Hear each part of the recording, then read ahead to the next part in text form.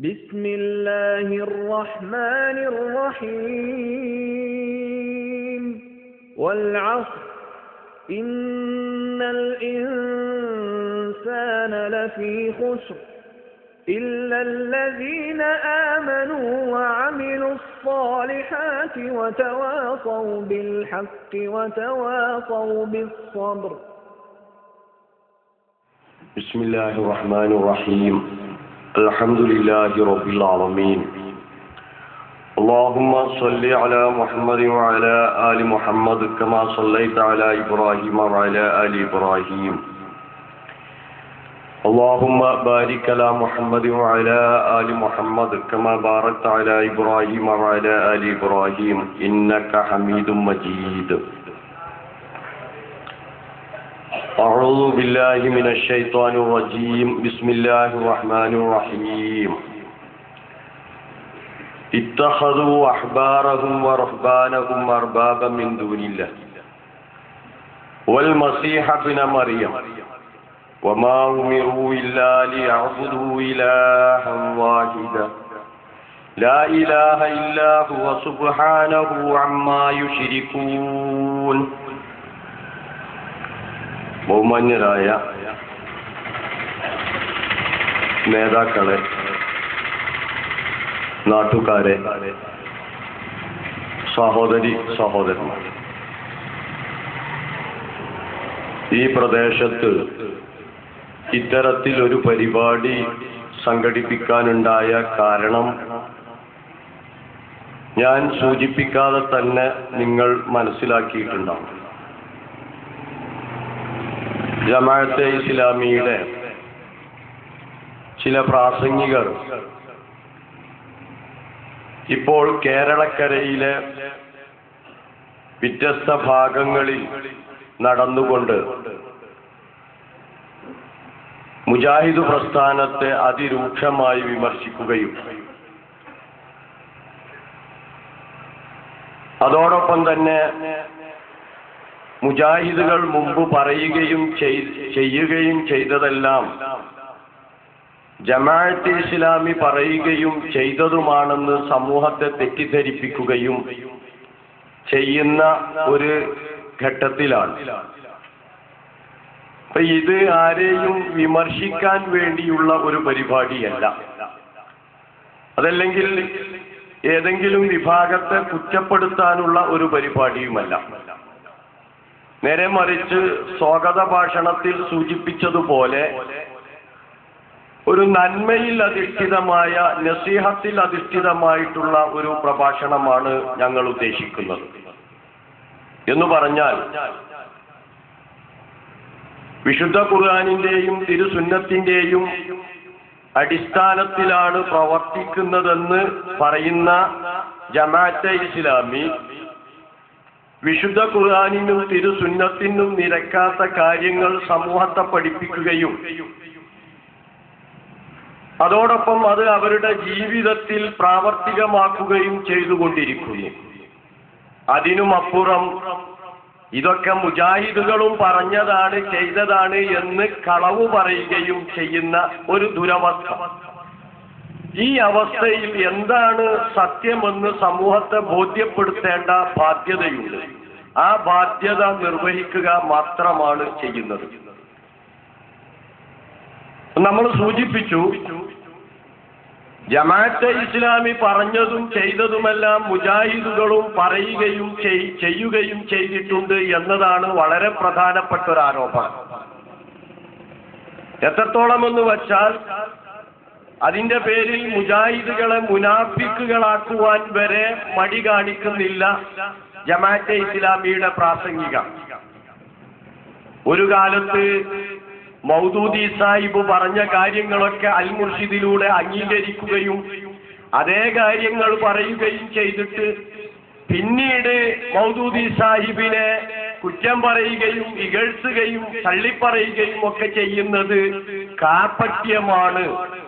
ഏതുപോലെ എന്ന വിശദീകരിച്ചത് പ്രവാചകൻ മുഹമ്മദ് മുസ്തഫ സല്ലല്ലാഹു അലൈഹി വസല്ലമയെ അൽ-അമീൻ എന്ന് വിളിച്ചിരുന്ന മക്കാ മുശ്രിക്കുകൾ അൽ-അമീൻ എന്ന് വിളിച്ചിരുന്ന മക്കാ മുശ്രിക്കുകൾ പ്രവാചകനെ പിൽക്കാലത്ത് ഭ്രാന്തൻ, മാരണക്കാരൻ, ജ്യോത്സ്യൻ, കവി, കൊള്ളരുതാത്തവൻ എന്നീ രീതികളിൽ വിളിച്ചതുപോലെയായി അത് എന്നാണ് മാന്യ സുഹൃത്ത് പല സ്ഥലങ്ങളിലും പ്രസംഗത്തിൽ പറഞ്ഞിട്ടുള്ളത്.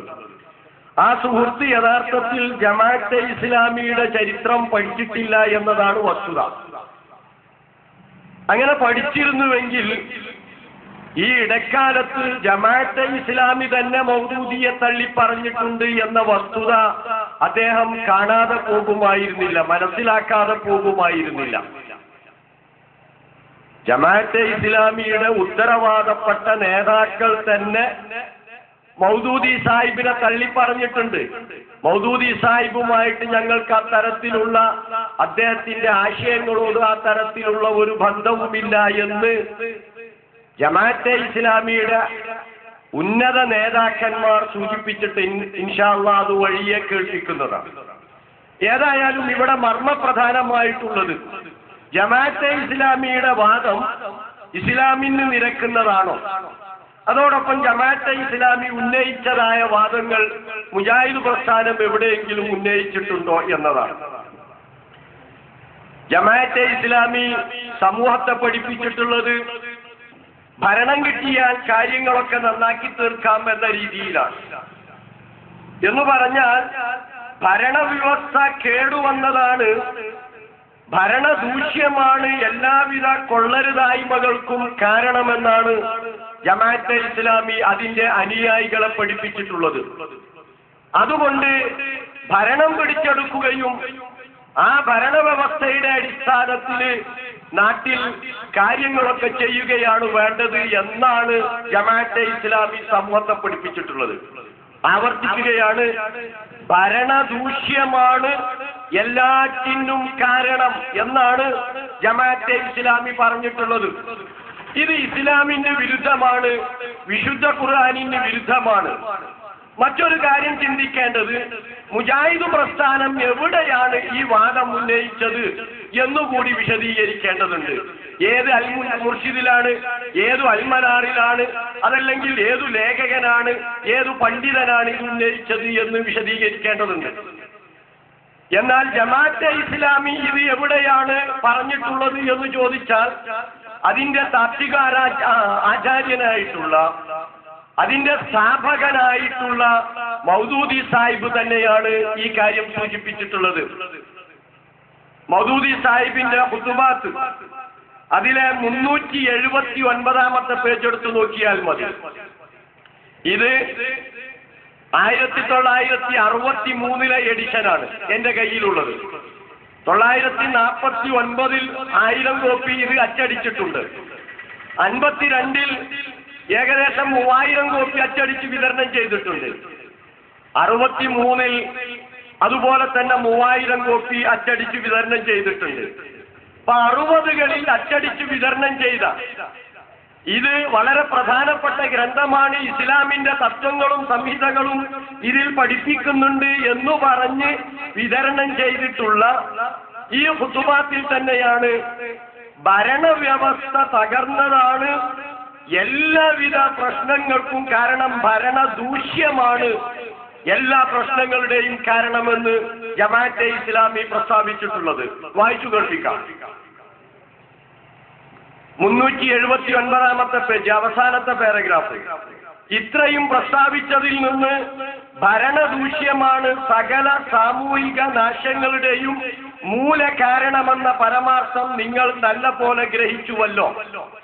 ജനങ്ങളുടെ ചിന്താഗതിയും ആദർശങ്ങളും പിഴച്ചു പോവുക, സ്വഭാവങ്ങൾ ദുഷിക്കുക, മനുഷ്യന്റെ ശക്തിയും യോഗ്യതയും അബദ്ധമാർഗങ്ങളിൽ വ്യയം ചെയ്യപ്പെടുക, ക്രയവിക്രയങ്ങളുടെയും ഇടപാടുകളുടെയും ചീത്ത രൂപങ്ങളും ദുഷിച്ച ഉപജീവന മാർഗങ്ങളും പ്രചാരത്തിൽ വരിക, അന്യായവും അക്രമവും അതിരുവിട്ട് വർദ്ധിച്ച് ജനത ശാരീരികമായും സാമ്പത്തികമായും ആത്മീയമായും അധപ്പതിക്കുക, ഇതെല്ലാം തന്നെ അധികാരക്കടിഞ്ഞാൺ ദുഷിച്ച കരങ്ങളിൽ സ്ഥിതി ചെയ്യുന്നതിന്റെ ദുഷ്ഫലങ്ങൾ മാത്രമാകുന്നു.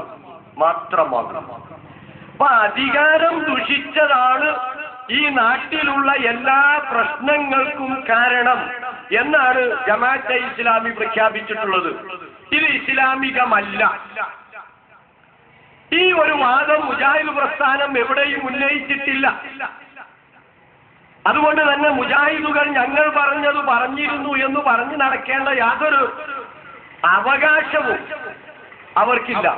അതവർ തിരിച്ചറിയേണ്ടതുണ്ട്. നോക്കൂ നിങ്ങൾ, ഭരണം ദുഷിച്ചതാണോ എല്ലാ പ്രശ്നങ്ങളുടെയും കാരണം? ഒരൊറ്റ ഉദാഹരണം പരിശോധിച്ചു നോക്കിയാൽ മതി.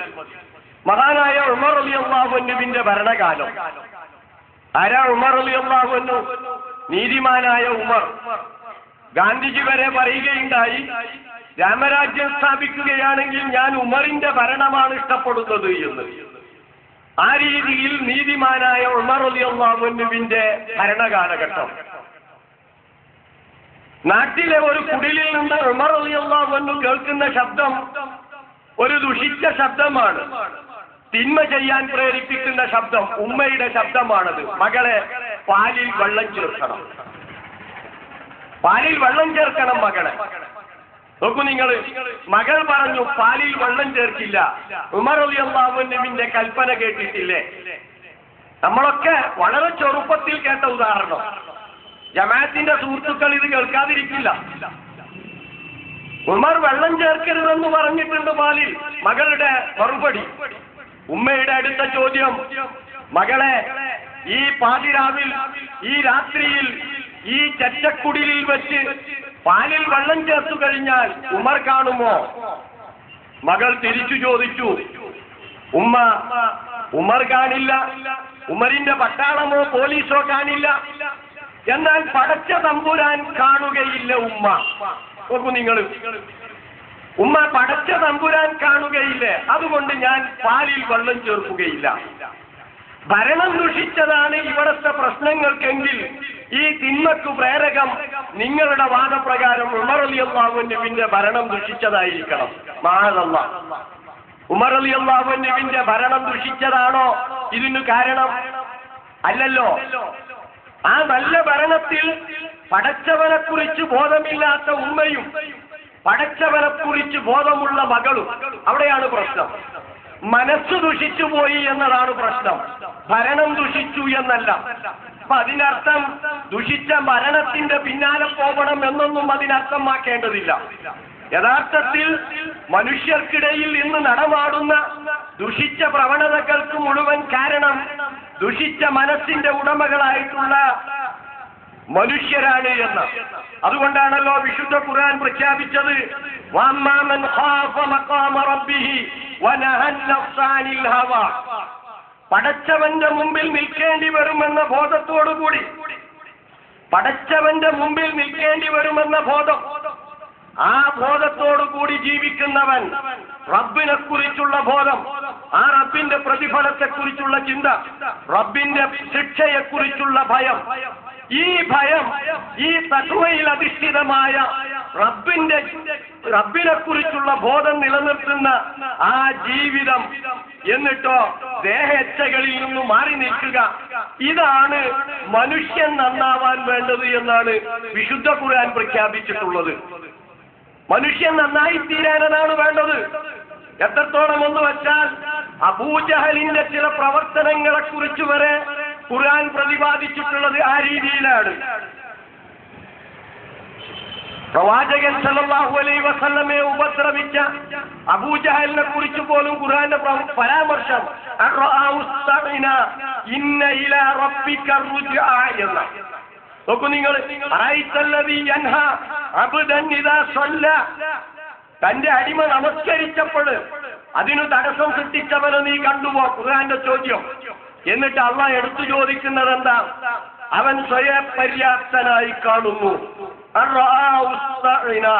പക്ഷെ അവൻ ഓർക്കേണ്ടതുണ്ട്, റബ്ബിലേക്കാണ് അവന്റെ മടക്കം എന്ന് അവൻ ചിന്തിക്കേണ്ടതുണ്ട്. നോക്ക്, അപ്പൊ ആ പടച്ചവനെ കുറിച്ചുള്ള ബോധം ജീവിതത്തിൽ നിലനിർത്തലാണ് മനുഷ്യൻ നന്നാവാനുള്ള മാർഗമെന്നാണ് ഇസ്ലാം പഠിപ്പിച്ചിട്ടുള്ളത്. അതല്ലാതെ ഭരണം പിടിച്ചെടുക്കാനല്ല. ഭരണം ദുഷിച്ചതുകൊണ്ടല്ല, നേരെ മറിച്ച് മനുഷ്യരുടെ മനസ്സുകൾ ദുഷിച്ചതുകൊണ്ടാണ്. ഇതാ ശരീരത്തിൽ ഒരു മാംസകഷ്ണമുണ്ട്, ഫിൽ ജസദി മുദ്ഗ വഇദാ സലുഹത് സലുഹൽ ജസദു കുല്ലുഹു വഇദാ ഫസദത് ഫസദൽ ജസദു കുല്ലുഹു അലാ വഹിയൽ ഖൽബ്.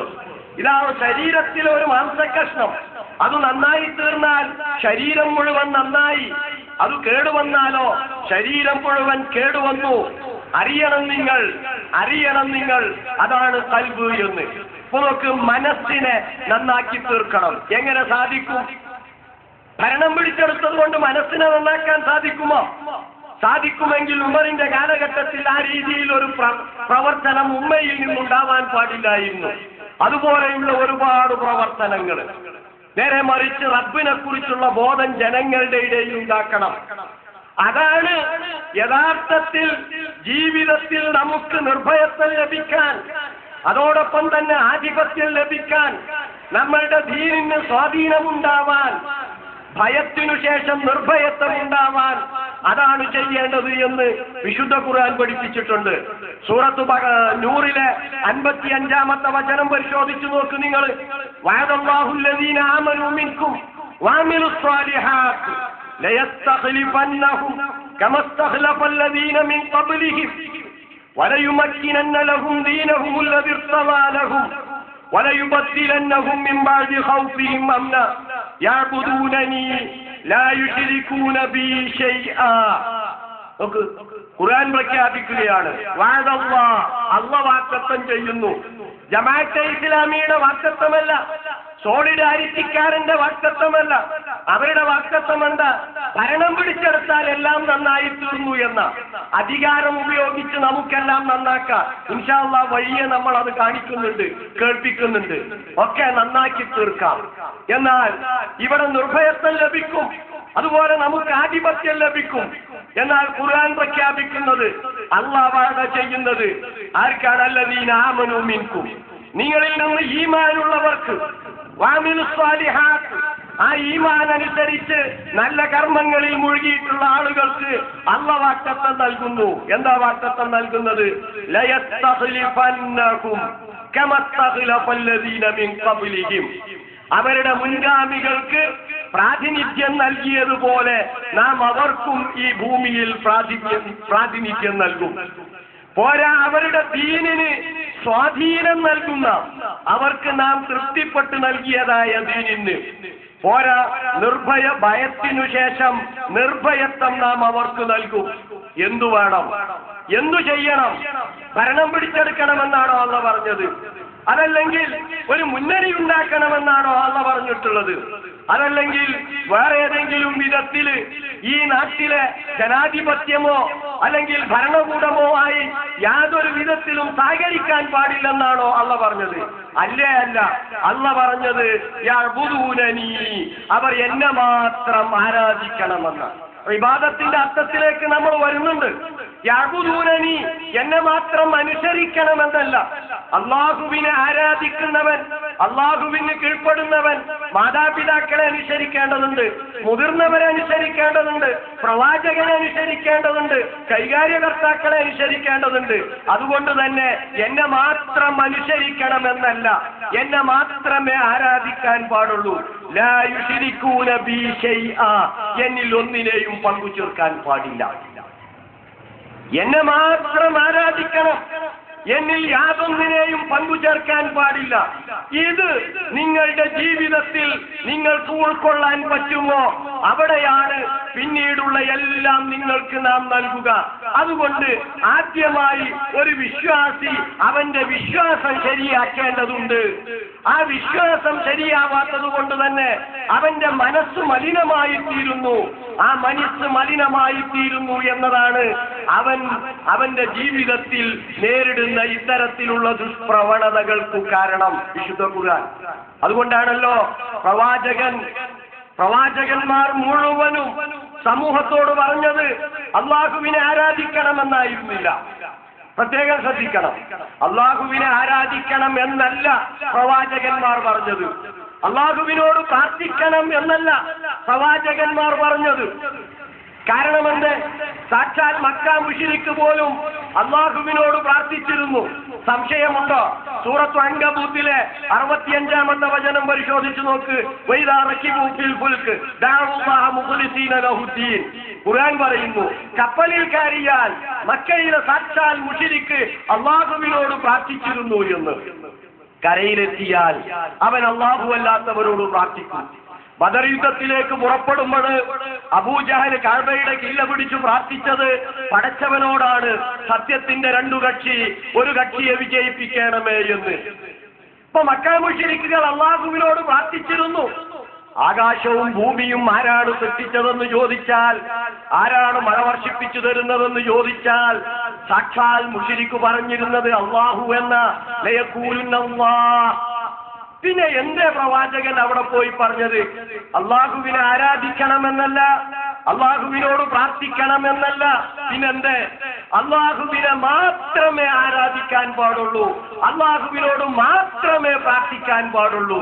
ഇയ്യാക നഅ്ബുദു വഇയ്യാക നസ്തഈൻ. ഇതാണ് പ്രവാചകന്മാർ മുഴുവൻ പ്രഖ്യാപിച്ചത്. അത് പ്രഖ്യാപിച്ചപ്പോഴാണ് പ്രശ്നമുണ്ടായത്. മദീനയിലേക്ക് പ്രവാചകൻ പോരേണ്ടി വന്നത്, നാടുവിട്ടു പോരേണ്ടി വന്നത്, യുദ്ധങ്ങൾ നേരിടേണ്ടി വന്നത്, ഉപദ്രവങ്ങൾ സഹിക്കേണ്ടി വന്നത്, അനുയായികൾ കൊല്ലപ്പെട്ടത്. ഇതൊക്കെ പ്രവാചകൻ അള്ളാഹുവിനെ മാത്രമേ വിളിച്ചു പ്രാർത്ഥിക്കാൻ പാടുള്ളൂ, അള്ളാഹുവിനെ മാത്രമേ ആരാധിക്കാൻ പാടുള്ളൂ എന്ന പ്രഖ്യാപനം നടത്തിയപ്പോഴാണ്, ലാ ഇലാഹ ഇല്ലല്ലാഹ് എന്ന് പ്രഖ്യാപിച്ചപ്പോഴാണ്. ഈ ലാ ഇലാഹ ഇല്ലല്ലാഹ് കൃത്യമായി മനുഷ്യന്റെ മനസ്സിനെ സ്വാധീനിക്കണം. ആ മനുഷ്യന്റെ മനസ്സിനെ സ്വാധീനിക്കുമ്പോഴാണ്, അവിടെയാണ് നന്നായി തീര മനുഷ്യൻ. ഇത് സ്വാധീനിക്കണം. അതല്ലാതെ ഭരണം ദൂഷ്യമാണ് എല്ലാ പ്രശ്നങ്ങളുടെയും കാരണമെന്ന ജമാഅത്തെ ഇസ്ലാമിയുടെ വാദം 100% തെറ്റാണ്. 100% തെറ്റാണ്. മാത്രമല്ല, ഇനി തെളിയിക്കേണ്ടത് മുജാഹിദുകൾ എവിടെയാണ് ഈ വിശ്വാസികളുടെ മുഴുവൻ പ്രശ്നങ്ങൾക്കും കാരണം ഭരണദൂഷ്യമാണ് എന്ന് എവിടെ പറഞ്ഞിട്ടുള്ളത്? പറഞ്ഞിട്ടില്ല, എവിടെയും പറഞ്ഞിട്ടില്ല. ഭരണദൂഷ്യമാണ് മുഴുവൻ പ്രശ്നങ്ങളുടെയും കാരണമെന്ന് ഒരിക്കലും മുജാഹിദ് പ്രസ്ഥാനം എവിടെയും പറഞ്ഞിട്ടില്ല. ഇനി നോക്ക്, അപ്പൊ ഇവിടെ ദീനിനെ കുറിച്ച് പറയണം. ദീനിനെ കുറിച്ച് പറയുമ്പോൾ അവരുടെ അള്ളാഹ് അവർക്ക് തൃപ്തിപ്പെട്ടു കൊടുത്ത ദീനിന് അള്ളാഹ് സ്വാധീനം നൽകുമെന്നാ പറഞ്ഞിട്ടുള്ളത്. അള്ളാഹുവിന്റെയും സ്വാധീനം നൽകും. ജമാഅത്തെ ഇസ്ലാമിയുടെ വീക്ഷണത്തില് ദീൻ എന്താണ്? ദീൻ സ്റ്റേറ്റാണ് ജമാഅത്തെ ഇസ്ലാമിയുടെ വീക്ഷണത്തിൽ. അതുപോലെ ദീൻ അനുസരണമാണ് ജമാഅത്തെ ഇസ്ലാമിയുടെ വീക്ഷണത്തിൽ. മുജാഹിദ് പ്രസ്ഥാനം എവിടെയെങ്കിലും ദീൻ സ്റ്റേറ്റാണ് എന്ന് പ്രഖ്യാപിച്ചിട്ടുണ്ടോ? ദീൻ സ്റ്റേറ്റാണ് എന്ന്, സംസ്ഥാനമാണ് അല്ലെങ്കിൽ ഒരു രാജ്യമാണ് ദീൻ എന്ന് മുജാഹിദ് പ്രസ്ഥാനം എവിടെയെങ്കിലും പ്രഖ്യാപിച്ചിട്ടുണ്ടോ? അത് തെളിയിച്ചിട്ടല്ലേ പറയേണ്ടത്. ഞങ്ങൾ പറഞ്ഞതും മുജാഹിദുകൾ പറഞ്ഞതും ഒന്നാണ് എന്ന്. വെറുതെ കളവ് പറഞ്ഞിട്ട് കാര്യമുണ്ടോ? നോക്കൂ, നിങ്ങൾ എവിടെയാ നിങ്ങൾ ദീൻ സ്റ്റേറ്റാണ് എന്ന് പറഞ്ഞത്? ഖുതുബാത്ത് തന്നെ എടുത്തു നോക്കൂ. നിങ്ങൾ 395-ാമത്തെ പേജ് എടുത്തു നോക്ക്. നേരത്തെ സൂചിപ്പിച്ച 60കളിൽ നിങ്ങൾ അച്ചടിച്ച് വിതരണം ചെയ്ത ഖുതുബാത്തിലെ 395-ാമത്തെ പേജിൽ ദീനിനെ കുറിച്ച് നിങ്ങൾ പറഞ്ഞതെന്താ? ഈ വിശദീകരണത്തിൽ നിന്ന് ദീൻ എന്നാൽ അർത്ഥത്തിൽ, ദീൻ എന്നതിന്റെ അർത്ഥത്തിൽ സ്റ്റേറ്റ് ആണെന്നും, ദീൻ എന്നതിന്റെ അർത്ഥം സ്റ്റേറ്റ് ആണെന്നും, ശരീഅത്ത് ആ സ്റ്റേറ്റിന്റെ നിയമവ്യവസ്ഥയാണെന്നും, ആ നിയമവ്യവസ്ഥയനുസരിച്ച് ജീവിതം നയിക്കുന്നതിനാണ് ഇബാദത്ത് എന്ന് പറയുന്നതെന്നുമുള്ള സംഗതി വ്യക്തമാകുന്നതാണ്. ഇവിടെ സുഹൃത്ത് പറഞ്ഞിട്ടുണ്ട്, ഈ ഉദ്ധരണി വായിക്കുന്നിടത്തൊക്കെ ഒരു രാഷ്ട്രീയമുണ്ട് എന്ന്. ഉദ്ധരണി വായിക്കുന്നിടത്ത് രാഷ്ട്രീയമുണ്ട്. അപ്പുറവും ഇപ്പുറവും ഒക്കെ വിട്ട് അവനവൻ ആവശ്യമുള്ളത് മാത്രം വായിക്കുക. ഞങ്ങൾ ഒരിക്കലും അങ്ങനെ ഉദ്ധരണികൾ വായിക്കാറില്ല. വൈലുല്ലിൽ മുസല്ലീൻ എന്ന് പറയുമ്പോൾ ആർക്കാണ് ആ നാശമെന്ന് വ്യക്തമാക്കും. അല്ലദീനഹും അൻ സലാത്തിഹിം സാഹൂൻ അല്ലദീനഹും യുറാഊൻ എന്ന് വിശദീകരിക്കും. അപ്പോഴേ വൈലുല്ലിൽ മുസല്ലി വ്യക്തമാവുകയുള്ളൂ. അപ്പൊ സുഹൃത്തിന് ഈ വായിച്ചത് തെറ്റാണെങ്കിൽ അടുത്തൊരു പരിപാടി ഇവിടെ ഉണ്ടാവുകയാണെങ്കിൽ വാദപ്രതിവാദത്തിനൊക്കെ തയ്യാറാണ് എന്നാണല്ലോ പറഞ്ഞിട്ടുള്ളത്. ശരി, അടുത്തൊരു പരിപാടി ഇവിടെ ഉണ്ടാവുകയാണെങ്കിൽ ആ വായിച്ചത് ഇങ്ങനെയല്ല, ആ ഉദ്ധരണി ഇങ്ങനെയാണ് എന്ന് പറയേണ്ടതുണ്ട്. ഇൻഷാ അല്ലാഹ് ഏത് ഉദ്ധരണിയിലാണ് ആരാണ് കളവ് പറഞ്ഞിട്ടുള്ളത് എന്നൊക്കെ നമ്മൾ വഴിയെ വ്യക്തമാക്കും. നോക്കൂ നിങ്ങൾ, ദീനൊരു സ്റ്റേറ്റാണ്. ആ സ്റ്റേറ്റിന്റെ ഭരണഘടനയാണത്രേ ശരീഅത്ത്. പോരാ, ആ രാജ്യത്തിന്റെ ഭരണഘടന അതനുസരിച്ച് ജീവിക്കലാണ് ഇബാദത്ത്.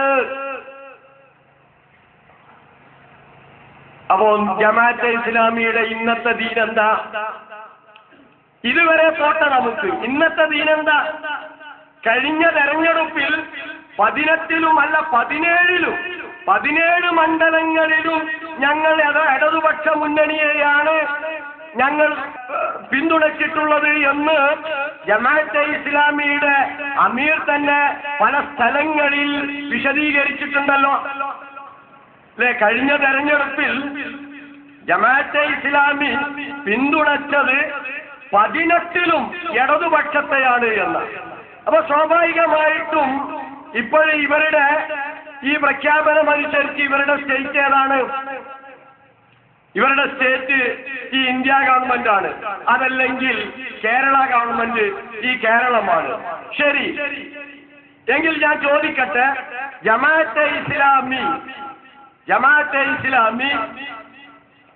ഈ ഭരണഘടന അനുസരിച്ച് നിങ്ങളുടെ ദീൻ അനുസരിച്ചാണോ പ്രവർത്തിക്കുന്നത്? ജമാഅത്തെ ഇസ്ലാമി ദീൻ എന്നാൽ സ്റ്റേറ്റ് ആണ്. ആ സ്റ്റേറ്റിന്റെ ഭരണഘടനയാണ് ഈ ശരീഅത്ത് എന്ന് പറയുന്നു. ശരി, നിങ്ങൾ പിന്തുണച്ച ഒരു ഭരണകൂടമാണല്ലോ ഇവിടെയുള്ളത്. നിങ്ങൾ പിന്തുണച്ച ഒരു സ്റ്റേറ്റ് ആണ് ഇപ്പോൾ ഉള്ളത്. കേരള സ്റ്റേറ്റിൽ നിങ്ങൾ പിന്തുണച്ച ഇടതുപക്ഷമാണ് ഭരിച്ചുകൊണ്ടിരിക്കുന്നത്. ശരി, നിങ്ങളുടെ ദീൻ ഈ സ്റ്റേറ്റ് ആണോ? നിങ്ങളുടെ ശരീഅത്ത് ഈ സ്റ്റേറ്റിന്റെ അല്ലെങ്കിൽ ഈ രാജ്യം ഉൾക്കൊള്ളുന്ന ഭരണഘടനയാണോ? നിങ്ങൾ അതിനെ പിന്തുടർന്ന് ജീവിക്കുന്നത് അതാണോ നിങ്ങളുടെ ഇബാദത്ത്? നിങ്ങൾ വിശദീകരിക്കേണ്ടതുണ്ട്. നിങ്ങൾ പ്രഖ്യാപിച്ചത് അങ്ങനെയാണ് എങ്കിൽ ചോദിക്കട്ടെ, മുജാഹിദ് പ്രസ്ഥാനം എവിടെയാണ് ഇത്തരത്തിലൊരു വാദം ഉന്നയിച്ചിട്ടുള്ളത്? എവിടെയാണ് മുജാഹിദ് പ്രസ്ഥാനം ദീനിന് ഈ തരത്തിൽ അർത്ഥം പറയുകയും വികലമായ ആശയങ്ങൾ സമൂഹത്തിന്റെ മുമ്പിൽ പ്രചരിപ്പിക്കുകയും ചെയ്തിട്ടുള്ളത്? വിശദീകരിക്കേണ്ടതുണ്ട്. ഇന്ന പുസ്തകത്തിൽ ഇന്ന പേജ് കൃത്യമായി ഡേറ്റും കാര്യങ്ങളൊക്കെ പറയുക. നോക്കൂ നിങ്ങൾ. അപ്പൊ ദീനിന് ഇത് മാത്രമല്ല, സ്റ്റേറ്റ് എന്നുള്ളത് കൊടുത്തു, അതുപോലെ തന്നെ അനുസരണം എന്ന അർത്ഥം കൊടുത്തിട്ടുണ്ട് നിങ്ങൾ ദീനിന്. അതേ പുസ്തകം 394 പേജില് ദീനിന്റെ അർത്ഥം അനുസരണം എന്നാകുന്നു. ജിഹാദിന്റെ പ്രാധാന്യത്തെക്കുറിച്ച് പറയുന്നിടത്ത് ദീനിന്റെ അർത്ഥം അനുസരണം എന്നാകുന്നു എന്ന് കൃത്യമായി നിങ്ങൾ എഴുതിയിട്ടുണ്ട്. എന്നിട്ടോ ആയത്തുകൾക്ക് ദീൻ എന്ന് വന്നിടത്ത് ഇന്നദ്ദീന ഇൻദല്ലാഹി അൽ ഇസ്ലാം എന്നിടത്ത് നിങ്ങൾ അനുസരണം എന്നാണ് അർത്ഥം കൊടുത്തിട്ടുള്ളത്. അള്ളാഹുവിനെ മാത്രം അനുസരിക്കുക എന്നതാണ് ഇസ്ലാം എന്നാണ് നിങ്ങൾ സമൂഹത്തെ പഠിപ്പിച്ചിട്ടുള്ളത്. ചോദിക്കട്ടെ, മുജാഹിദ് പ്രസ്ഥാനം ഈ തരത്തിലുള്ള വാദം എവിടെയെങ്കിലും സമർപ്പിച്ചിട്ടുണ്ടോ, എഴുതിയിട്ടുണ്ടോ, പ്രസംഗിച്ചിട്ടുണ്ടോ? എന്നിട്ടല്ലേ അൽ മുർഷിദോ അല്ലെങ്കിൽ മറ്റുള്ള ഭാഗങ്ങളൊക്കെ കട്ടുവായിട്ട് മുജാഹിദുകൾക്കും ഈ വാദമാണ് എന്ന് സ്ഥാപിക്കേണ്ടത്. ഇപ്പൊ ജമാഅത്തെ ഇസ്ലാമിയുടെ ദീനിന് അവർ നൽകിയിട്ടുള്ള അർത്ഥം അടിസ്ഥാനപരമായിട്ട് തെറ്റാണ്, ഇസ്ലാമികമല്ല. അതേ രീതിയിൽ നോക്കൂ നിങ്ങൾ, ഇബാദത്തിന് അവർ കൊടുത്തിട്ടുള്ള അർത്ഥം അനുസരണം, അടിമവൃത്തി. ഇബാദത്തിന് നിങ്ങൾ നൽകിയിട്ടുള്ള അർത്ഥമാണ്. ഖുതുബാത്ത് തന്നെ 129 പേജ്, അതുപോലെ തന്നെ 145 പേജ് ഇവിടെ പരിശോധിച്ചു നോക്കിയാൽ നിങ്ങളുടെ ഈ ഇസ്ലാമിക വിരുദ്ധമായിട്ടുള്ള വാദങ്ങൾ കണ്ടെത്താൻ സാധിക്കും. 129 ദീനും ശരീഅത്തും. നോക്കൂ, ഇന്നദ്ദീന ഇൻദല്ലാഹിൽ ഇസ്ലാം. അള്ളാഹുവിങ്കൽ ദീൻ എന്നാൽ അൽ ഇസ്ലാം. എന്താ അൽ ഇസ്ലാം? മനുഷ്യൻ അള്ളാഹുവിനെ മാത്രം അനുസരിക്കുകയും സർവസ്വം അവനിൽ അർപ്പിച്ച് ജീവിക്കുകയുമാകുന്നു. എന്താണ്? അള്ളാഹുവിനെ മാത്രം അനുസരിക്കുക. ഞാൻ നേരത്തെ പറഞ്ഞ അവരുടെ വാദം സാധ്യമാണോ? അള്ളാഹുവിനെ മാത്രമേ ഇവിടെ അനുസരിക്കാൻ പാടുള്ളൂ? അല്ലല്ലോ. അത്തിഉല്ലാഹ വഅത്തിഉർ റസൂൽ, റസൂലിനെ അനുസരിക്കണം. വൗലിൽ അംരി മിൻകും, പോരാ, നിങ്ങളിൽ നിന്നുള്ള കൈകാര്യകർത്താക്കളെ അനുസരിക്കണം. മാതാപിതാക്കൾ നന്മ കൽപ്പിച്ചാൽ അത് അനുസരിക്കേണ്ടതുണ്ട്. മുതിർന്നവർ, അതുപോലെ തന്നെ അധ്യാപകർ, ഗുരുനാഥന്മാർ, അത്തരത്തിലുള്ള ആളുകളൊക്കെ നന്മക്ക് പ്രേരിപ്പിച്ചാൽ അത് അനുസരിക്കേണ്ടതുണ്ട്. ഇവരുടെ വാദം എന്താ? ഇസ്ലാം എന്ന് പറഞ്ഞാൽ മനുഷ്യൻ അള്ളാഹുവിനെ മാത്രം അനുസരിക്കുക എന്നതാണ്. ഇനി നോക്ക് അവിടെ, അതായത് അള്ളാഹുവിനെ മാത്രം മഹത്വമുള്ളവനും യജമാനനും അധികാരസ്ഥനും രാജാവും വിധികർത്താവുമെന്ന് ഗ്രഹിക്കുക. അവനൊഴികെ മറ്റാർക്കും അടിമത്വം, അനുസരണവും താഴ്മയും കാണിക്കാതിരിക്കുക. അവനൊഴികെ മറ്റാരുടെയും ആജ്ഞയെ അനുഗമിക്കാതിരിക്കുക. അപ്പൊ ദീൻ എന്നതിനും അടിമത്വം, അനുസരണം എന്നെല്ലാം അർത്ഥം പറഞ്ഞിട്ടുണ്ട്. അതോടൊപ്പം നോക്ക്, ഇബാദത്തിന്റെ കാര്യത്തിലും ആ രീതിയിൽ തന്നെയാണ് സൂചിപ്പിച്ചിട്ടുള്ളത്. ഇബാദത്ത് അബദ എന്നതിൽ നിന്ന് ഉത്ഭവിച്ചതാണ്. അബദിന്റെ അർത്ഥം അടിമ, ഭൃത്യൻ എന്നൊക്കെയാണ്. അപ്പോൾ ഇബാദത്തിന്റെ അർത്ഥം അടിമവൃത്തി, ഭൃത്യവേല എന്നിങ്ങനെ ആയിത്തീർന്നു. അടിമ യജമാനന്റെ സന്നിധിയിൽ അടിമയായി നിലകൊള്ളുകയും യജമാനനോട് വർത്തിക്കേണ്ട ക്രമത്തിൽ വർത്തിക്കുകയും ചെയ്യുന്നതിനാണ് അടിമത്വം എന്നും ഇബാദത്ത് എന്നും പറയുന്നത്. കേട്ടോ? ഇപ്പൊ ഇബാദത്ത് എന്ന് പറഞ്ഞാൽ അടിമവൃത്തിയാണ്, അനുസരണമാണ്. അപ്പൊ അടിമ യജമാനനോട് എന്നതുപോലെ അടിമത്വം, അതാണ് ഇബാദത്ത്. മൗദൂദി സാഹിബ് ഖുതുബാത്തിൽ വിശദീകരിച്ചതാണ്, പേജ് 145. നോക്കൂ നിങ്ങൾ, ഇസ്ലാമുമായി എവിടെയാ ഇതിന് ബന്ധം? അള്ളാഹുവിന്റെ റസൂലിനെ അനുസരിക്കണം. ഇബാദത്ത്, അനുസരണം അർത്ഥം പറഞ്ഞു നോക്ക്. ഇബാദത്തുർ റസൂൽ, അവരുടെ അർത്ഥപ്രകാരം ഇബാദത്തുള്ള അള്ളാഹുവിനെ ഇബാദത്ത് ചെയ്യുക. അള്ളാഹുവിനെ ഇബാദത്ത് ചെയ്യുക വാജിബാണ്. എന്നാൽ പ്രവാചകന് ഇബാദത്ത് ചെയ്യുക എന്ന് പറഞ്ഞാൽ അത് ശിർക്കായിത്തീരും. എവിടെയാ അനുസരണം എന്ന് വന്നത്? അനുസരണം എന്നർത്ഥം പറയുകയാണെങ്കിൽ അള്ളാഹുവിനെ ഇബാദത്ത് ചെയ്യുക, അള്ളാഹുവിനെ അനുസരിക്കലാണല്ലോ. ഇബാദത്തിന് അനുസരണം എന്നർത്ഥം പറഞ്ഞാൽ പ്രവാചകനെ അനുസരിക്കുക. ശരിയാകുമോ? പ്രവാചകനെ ഇബാദത്ത് ചെയ്യൽ ശിർക്കാണ്. എന്തിനാണ് ഈ അർത്ഥങ്ങളൊക്കെ ഈ രീതിയിൽ വികലമായ രീതിയിൽ അവതരിപ്പിച്ചത്? ഇസ്ലാമിന്റെ ദീനിനെയും ഇബാദത്തിനെയും ഒക്കെ സമൂഹത്തിന്റെ മുമ്പിൽ വികലമാക്കിയത് എന്തിനാ? നേരത്തെ ഇവർ ഉന്നയിച്ച, ആദ്യം ഇവർ പറഞ്ഞ വാദം എന്താണ്? ഭരണദൂഷ്യമാണ്. അതല്ല, ഭരണവ്യവസ്ഥ തകർന്നതാണ്, ഭരണത്തിലെ കൊള്ളരുതായ്മയാണ് ഈ നാട്ടിലുള്ള എല്ലാവിധ അരാജകത്വത്തിനും കാരണം. അതുകൊണ്ട് ഭരണം പിടിച്ചെടുക്കണം. സതുപദേശം കൊണ്ട് ജനങ്ങളെ നന്നാക്കാൻ സാധ്യമല്ല. അറിയുമോ? ജമാഅത്തെ ഇസ്ലാമി പറഞ്ഞ വാദാണ്. മുജാഹിദുകൾ എവിടെയാണത് പറഞ്ഞത് എന്ന് നിങ്ങൾ വിശദീകരിക്കണം. സതുപദേശം കൊണ്ട് മാത്രം ജനങ്ങളെ നന്നാക്കാൻ സാധ്യമല്ല. അധികാരം കിട്ടി ആ അധികാരത്തിന്റെ ദണ്ടുപയോഗിച്ച് മാത്രമേ സമൂഹത്തെ ഉദ്ധരിക്കാൻ സാധിക്കുകയുള്ളൂ എന്ന്. നോക്കൂ നിങ്ങൾ, അധികാരമുണ്ടായി ഇതൊക്കെ നീക്കം ചെയ്യാം എന്നാണ് ഇവരുടെ ചിന്താഗതി. ഇവർ ജിഹാദിനെ കുറിച്ച് പ്രഖ്യാപിച്ചിടത്ത് ഖുതുബാത്തിൽ തന്നെ 380 മുതലുള്ള പേജുകൾ പരിശോധിച്ചു നോക്കുക. 380-ാമത്തെ പേജിൽ ജിഹാദിനെ കുറിച്ച് അവർ പറയുന്നുണ്ട്. വായിച്ചു കേൾപ്പിക്കാം. ഈ പരമാർത്ഥം ഗ്രഹിച്ചു കഴിഞ്ഞാൽ പിന്നെ അള്ളാഹുവിന്റെ സൃഷ്ടികളെ പരിഷ്കരിക്കുവാനും മനുഷ്യലോകത്തെ നാശഗർത്തത്തിൽ നിന്ന് വീണ്ടെടുത്ത് വിജയമാർഗത്തിലേക്ക് നയിക്കുവാനുമുള്ള ഏകപോം വഴി ഭരണദൂഷ്യത്തെ അവസാനിപ്പിക്കുകയാണെന്ന് സ്വയം ഗ്രഹിക്കാവുന്നതാണ്. ഇവിടെ വീണ്ടും ആവർത്തിച്ചത്, വ്യഭിചരിക്കുവാൻ സ്വാതന്ത്ര്യം ലഭിച്ച സ്ഥലങ്ങളിൽ അതിനെതിരായി എത്ര സതുപദേശം നൽകിയാലും ആ നീചകർമ്മം നിൽക്കുകയില്ല.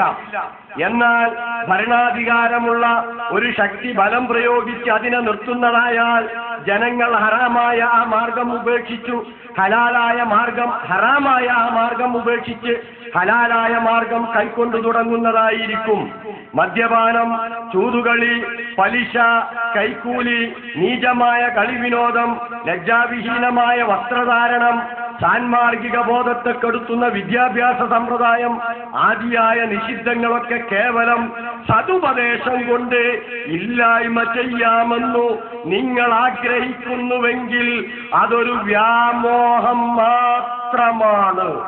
എന്നാൽ ഭരണാധികാരം ഉപയോഗിച്ച് ഇത്തരം സകല വിപത്തുക്കളെയും നിഷ്പ്രയാസം ദൂരീകരിക്കാവുന്നതാണ്.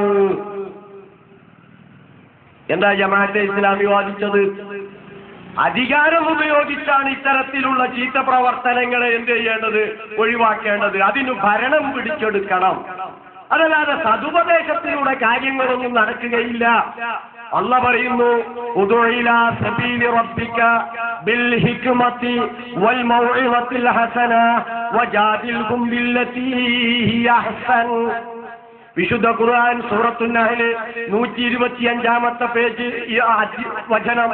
സൂറത്തുൻ നഹ്ൽ 125-ാമത്തെ വചനം.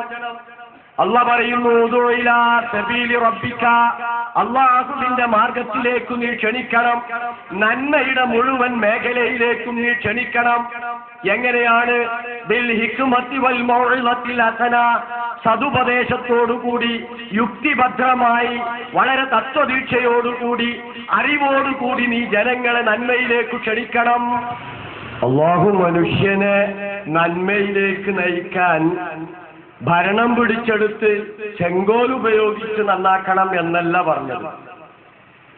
നേരെ മറിച്ച് അവരെ വളരെ നല്ല രീതിയിൽ മൗഇദത്തുൻ ഹസനത്തോടുകൂടി നന്മയിലേക്ക് ക്ഷണിക്കുക. എന്നിട്ട് അവരെ മനസ്സിനെ പാകപ്പെടുത്തിയെടുക്കുക, പടച്ചവനെ കുറിച്ച് ബോധമുണ്ടാക്കി തീർക്കുക. ഈ രീതിയാണ് ഖുർആൻ നിഷ്കർഷിച്ചിട്ടുള്ളത്. പ്രവാചകൻ മുഹമ്മദ് മുസ്തഫ സല്ലല്ലാഹു അലൈഹി വസല്ലമയും നിഷ്കർഷിച്ചത് അങ്ങനെ തന്നെയാണ്. പക്ഷെ ഇവരെന്താ? ഇവര് സമൂഹത്തോട് പറഞ്ഞത് ഭരണം പിടിച്ചെടുത്ത് അധികാരം ഉപയോഗിച്ച് മാത്രമേ സമൂഹത്തെ നന്നാക്കാൻ പറ്റുകയുള്ളൂ. നേരെ മറിച്ച് നിഷിദ്ധങ്ങളൊക്കെ കേവലം സതുപദേശങ്ങൾ കൊണ്ട് മാത്രം ഇല്ലായ്മ ചെയ്യാം എന്ന് നിങ്ങൾ ആഗ്രഹിക്കുന്നുവെങ്കിൽ അതൊരു വ്യാമോഹം മാത്രമാണ്. വ്യാമോഹം മാത്രമാണ്. ചോദിക്കട്ടെ, ഇസ്ലാമിൽ ഇതിന് യാതൊരു അടിസ്ഥാനവുമില്ല നിങ്ങളുടെ ഈ വാദത്തിന്. നിങ്ങൾ ആവർത്തിച്ചു പറയാറുണ്ടല്ലോ, മുജാഹിദുകൾ ഇതുതന്നെയാണ് പറഞ്ഞത് എന്ന്, മുജാഹിദുകളും ഇതുതന്നെയാണ് പറഞ്ഞത് എന്ന് നിങ്ങൾ ആവർത്തിച്ചു പറയാറുണ്ട്. എവിടെയാണ് മുജാഹിദുകൾ ഇത്തരത്തിൽ ഇസ്ലാമിക വിരുദ്ധമായിട്ടുള്ള ഒരു വാദം ഉന്നയിച്ചിട്ടുള്ളത്? എത്രത്തോളം എന്ന് വെച്ചാൽ നമസ്കാരവും അതുപോലെ തന്നെ ഹജ്ജുമൊക്കെ ഈ ഭരണം പിടിച്ചെടുക്കാനുള്ള ഒരു പരിശീലനമാണ് എന്ന് ജമാഅത്തെ ഇസ്ലാമി പറഞ്ഞിട്ടുണ്ട്. ഇസ്ലാമിക വിരുദ്ധമായിട്ടുള്ള വാദമാണ്. നമസ്കാരത്തെ തന്നെ നേരത്തെ സൂചിപ്പിച്ച ഖുതുബാത്ത് 190 മുതലുള്ള പേജുകൾ വായിച്ചു നോക്കും നിങ്ങൾ. അവിടെ മൗദൂദി പറയുന്നത് നമുക്ക് വായിച്ചു കേൾക്കാം. ബാങ്കിന്റെ ശബ്ദം കേൾക്കുന്ന മാത്രയിൽ എല്ലാവരും താങ്കളുടെ സകല ജോലികളും നിർത്തിവെച്ച് പള്ളിയിലേക്ക് പുറപ്പെടണമെന്നാണ് കൽപ്പന. ഈ ക്ഷണനം കേട്ടിട്ട് നാനാഭാഗത്തു നിന്നും മുസ്ലിങ്ങൾ ധൃതിയിൽ പുറപ്പെട്ട് ഒരു കേന്ദ്രത്തിൽ വന്നു സമ്മേളിക്കുന്നു. തന്മൂലം അവരുടെ ഹൃദയത്തിൽ ഒരു സേനാ വിഭാഗത്തിനുണ്ടാകുന്ന മനോവികാരമാണ് ഉത്ഭൂതമാകുന്നത്. മാരിപുസ്കരിച്ചറിഞ്ഞല്ലോ, ഒരു സേനാ വിഭാഗത്തിനുണ്ടാവുന്ന ഒരു മനസ്സാണോ നമസ്കരിക്കാൻ കയറിയപ്പോഴുണ്ടായത്? അതല്ല, ഞാൻ പടച്ചവന്റെ മുന്നിൽ നിൽക്കുകയാണ് എന്ന ബോധമാണോ ഉണ്ടായത്? ജമാഅത്തുകാരൻ പറയാറുള്ളത്, ജമാഅത്തുകാരൻ സമൂഹത്തെ പഠിപ്പിച്ചത് ഒരു സേനാ വിഭാഗത്തിന്റെ ഒരു മനോവീര്യമാണ് അവിടെ ഉണ്ടായിട്ടുള്ളത് എന്നാണ്. യോദ്ധാക്കൾ എവിടെയിരുന്നാലും കാഹള ശബ്ദം കേൾക്കുന്ന മാത്രയിൽ സേനാനായകൻ വിളിക്കുന്നുണ്ടെന്നും അവർ മനസ്സിലാക്കുന്നു. അതോടെ എല്ലാവരുടെയും ഹൃദയത്തിൽ സേനാധിപന്റെ ശാസനകൾ അനുസരിക്കുക എന്ന ഏക വിചാരങ്ങളും ഐക്യരൂപവും ഉണ്ടായിത്തീരുന്നു. അതനുസരിച്ച് അവരെല്ലാം അതിവേഗത്തിൽ ഐക്യത്തോടെ ഒരേ പ്രവൃത്തിയിൽ ഏർപ്പെടുന്നു. കേട്ടല്ലോ? അപ്പൊ അല്ലാഹു അക്ബർ, അല്ലാഹു അക്ബർ, ഹയ്യ അലൽ സ്വലാഹ്, ഹയ്യ അലൽ ഫലാഹ്, അസ്സലാത്തു ഖൈറും മിനൻ നൗം, ഇതൊക്കെ കേൾക്കുമ്പോ ജമാഅത്തുകാരന്റെ മനസ്സിലെന്താ? ഒരു സൈന്യാധിപൻ അവിടെ നിന്ന് കാഹളം മുഴക്കുന്നുണ്ട്, ഉടനെ ചെന്നിട്ടില്ലെങ്കിൽ. എന്നാൽ ഒരു യഥാർത്ഥ വിശ്വാസിയുടെ മനസ്സിൽ ഈ ശബ്ദം കേൾക്കുമ്പോൾ ഉണ്ടാവേണ്ടത് അള്ളാഹുവിനെ കുറിച്ചുള്ള ബോധമാണ്. പടച്ചവന്റെ വിളിയാളം, വിജയത്തിലേക്ക് പടച്ചവൻ എന്നെ ആഹ്വാനം ചെയ്യുന്നു, ഞാനത് സ്വീകരിക്കണം, റബ്ബിന്റെ അടുക്കൽ എനിക്ക് പ്രതിഫലം ലഭിക്കാൻ, സ്വർഗം ലഭിക്കാൻ എന്ന ചിന്തയാണ് ഒരു വിശ്വാസിയുടെ മനസ്സിലുണ്ടാവേണ്ടത്. എന്നാൽ ജമാഅത്തുകാരൻ സമൂഹത്തെ പഠിപ്പിച്ചതെന്താണ്? ഇനി നോക്ക്, അതങ്ങനെ വിശദീകരിച്ചിട്ട് ഒരുപാട് കാര്യങ്ങൾ ഇതിൽ എഴുതിയിട്ടുണ്ട്. ഒരുപാട് കാര്യങ്ങൾ. അതായത് എല്ലാവരും താങ്കളുടെ സ്ഥാനത്തു നിന്ന് രക്തശദ്രായി എഴുന്നേറ്റ് ആ ശബ്ദം കേട്ട സ്ഥലത്തു നിന്ന് സമ്മേളിക്കുന്നു. ഒന്നാമതായി സൈന്യത്തിലെ ഓരോ യോദ്ധാവും സ്വയം ആജ്ഞ അനുസരിക്കുവാനും ആവേശത്തോടെയും ഉന്മേഷത്തോടെയും സർവസന്നദ്ധതയോടും കൂടി പ്രവർത്തിക്കുന്നവനുമായി തീരേണ്ടതിനു വേണ്ടി ത്രാണിയും ശീലവും സഹനശക്തിയും അവരിൽ ഓരോരുത്തർക്കും ഉണ്ടായിരിക്കെ അനന്തരം പെട്ടെന്ന് വല്ല ആവശ്യവും നേരിടുന്ന പക്ഷം ഒരേ ശബ്ദത്തിന്മേൽ ഒരേ ഉദ്ദേശത്തിനായി സംഘടിച്ചു പ്രവർത്തിക്കൽ എളുപ്പമായി തീരുക. അനുസരണമുള്ള യോദ്ധാക്കളെല്ലാം ചേർന്ന് ഒറ്റ സംഘമായിക്കൊണ്ട് സൈന്യാധിപന്റെ ആജ്ഞ ലഭിച്ച മാത്രയിൽ നിമിഷ നേരം കൊണ്ട് ഒരു സ്ഥലത്തു വന്ന് ഒരുമിച്ച് കൂടുന്നത് അവർക്ക് പതിവായി തീരുക എന്നീ ആവശ്യങ്ങൾക്ക് വേണ്ടിയാണ് സൈന്യത്തിനു ദിനം പ്രതി ഇത്തരം ചിട്ടകളും പരിശീലനങ്ങളുമെല്ലാം വെച്ചിട്ടുള്ളത്. കണ്ടോ? ഇപ്പൊ സൈന്യത്തിനുള്ള പരിശീലനമാണ് നമസ്കാരം. ഒരു ഡ്രില്ല. സുബൈക്ക്, ളുഹറിന്, അസറിന്, മഗ്രിബിന്, ഇശാക്ക് 5 നേരം.